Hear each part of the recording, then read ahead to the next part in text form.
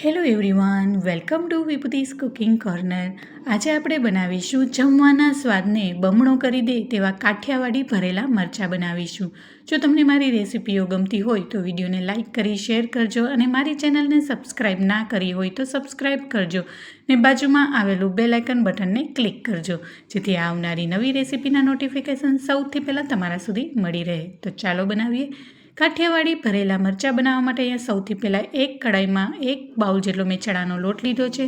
હવે તેને ગેસની મીડિયમ ફ્લેમ પર 3 થી 4 મિનિટ માટે હલકો એવો કલર ચેન્જ થાય ત્યાં સુધી શેકી લઈશું. 3 થી 4 મિનિટ બાદ તમે જોઈ શકો છો લોટનો કલર પણ ચેન્જ થઈ ગયો છે, સારી રીતના લોટ શેકાઈ ગયો છે.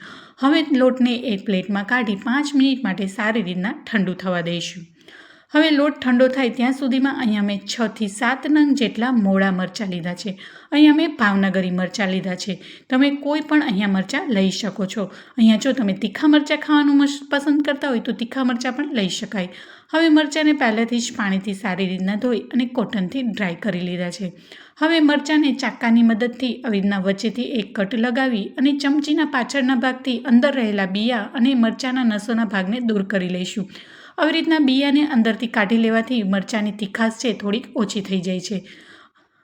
તો આવી જ રીતના બધા જ મરચાંને ચાકુની મદદથી વચ્ચેથી આવી રીતના કટ લગાવી અને અંદર રહેલા બિયાના ભાગને દૂર કરી લઈશું.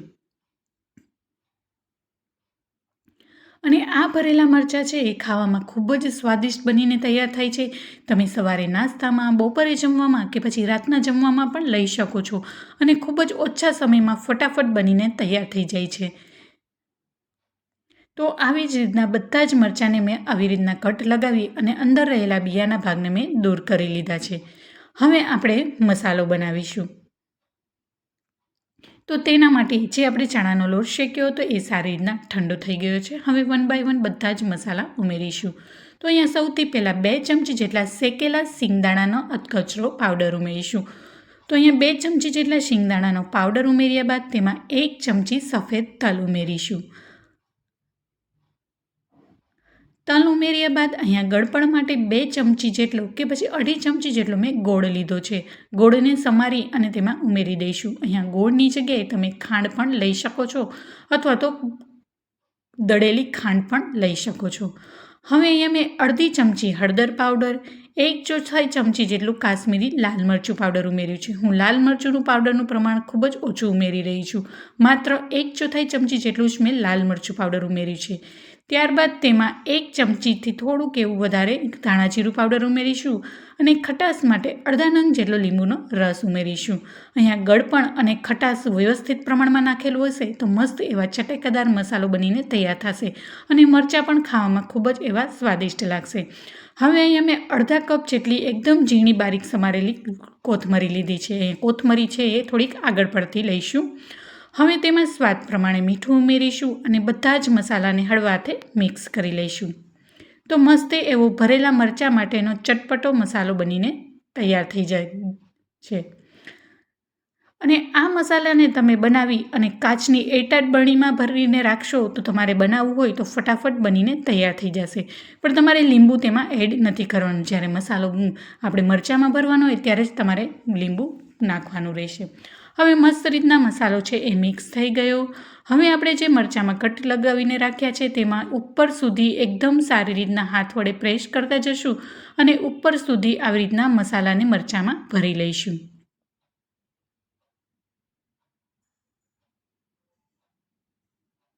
અહીંયા જો પહેલેથી જ આવી રીતના મસાલો બનાવીને તમે રેડી રાખ્યો હશે તો ફક્ત 5 જ મિનિટમાં તમારા ભરેલા મરચાં બનીને તૈયાર થઈ જાય છે. અને આ મસાલો છે એ 10 દિવસ સુધી તમે ફ્રીઝમાં રાખશો તો બગડશે પણ નહીં. તો આવી જ રીતના બધા જ મરચાંને મેં સારી રીતના ભરી લીધા છે. હવે આપણે વઘાર કરીશું. તો વઘાર કરવા માટે અહીંયા મેં 3 થી 4 ચમચી જેટલું તેલ લીધું છે. હવે કડાઈમાં તેલ ઉમેર્યા બાદ સારી રીતના તેલને ગરમ થવા દઈશું. હવે તેલ ગરમ થઈ ગયું. હવે તેમાં 1/4 ચમચી રાઈ, 1/4 ચમચી જીરું અને 1/4 ચમચી જેટલા મેથીના દાણા ઉમેરીશું અને ત્યારબાદ 1/4 ચમચી જેટલી હિંગ ઉમેરીશું. અહીંયા મેથીના દાણા ઉમેરવાથી વઘારમાં ખૂબ જ સરસ એવો ટેસ્ટ આવે છે. રાઈ અને જીરું સારી રીતના તતડી ગયા બાદ આપણે જે મરચાં ભરેલા છે એમાં 1 બાય 1 બધા જ મરચાંને આવી રીતના ઉમેરી દઈશું અને 1 બાય 1 લાઇનમાં આવી રીતના ગોઠવીશું અને મરચાંને આવી રીતના ફ્રાય કરી લઈશું. હવે બધા જ મરચાંને મેં આવી રીતના કડાઈમાં ઉમેરી દીધા છે. હવે 2 થી 3 મિનિટ માટે આવી જ રીતના રહેવા દઈશું, જેથી મરચાં છે એ નીચેની સાઈડ સારી રીતના ફ્રાય થઈ જાય અને ચમચાની મદદથી આવી રીતના ઉપર નીચે આવી રીતના હલાવતા રહીશું, એટલે બધી સાઈડ સારી રીતના મરચાં છે એ ફ્રાય થઈ જાય. હવે આપણે બીજી સાઈડ પણ આવી રીતના પલટાવી લઈશું અને વચ્ચેના મરચાંને આવી રીતના સૌથી પહેલાં પલટાવી લઈશું અને ત્યારબાદ 1 બાય 1 બધા જ મરચાંને આવી રીતના ચમચાની મદદથી પલટાવતા જશું અને બંને સાઈડ સારી રીતના ફ્રાય કરી લઈશું. અહીંયા આ સ્ટેજ ઉપર ગેસની ફ્લેમને મીડિયમ જ રાખીશું.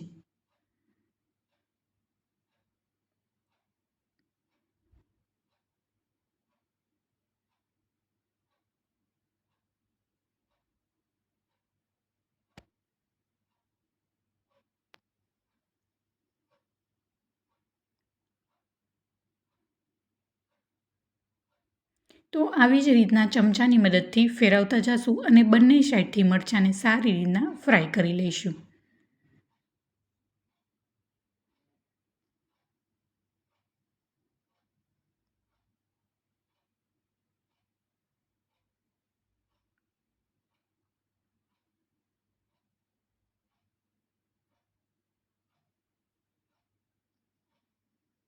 હવે બંને સાઈડથી મરચાં સારી રીતના ફ્રાય થઈ ગયા છે અને જે આપણે ચણાના લોટનો મસાલો બનાવ્યો હતો એ 4 થી 5 ચમચી જેટલો વધ્યો છે.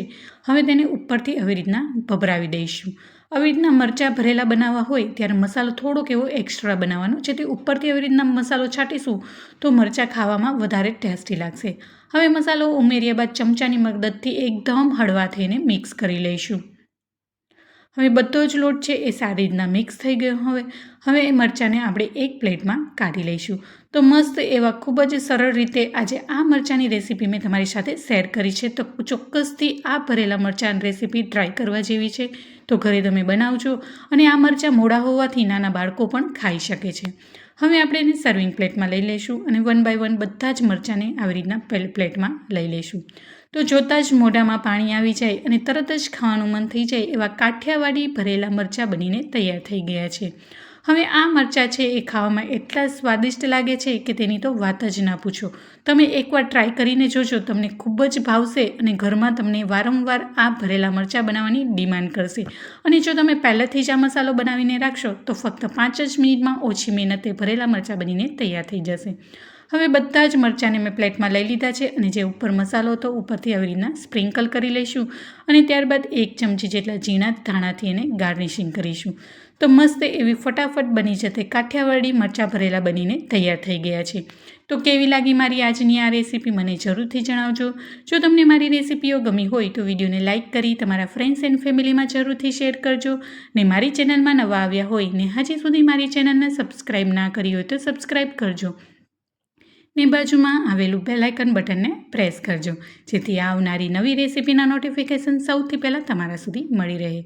તો ફરી મળીશું એક નવી જ રેસીપી સાથે અને એક નવા જ સ્વાદ સાથે. ત્યાં સુધી આવજો and thank you for watching.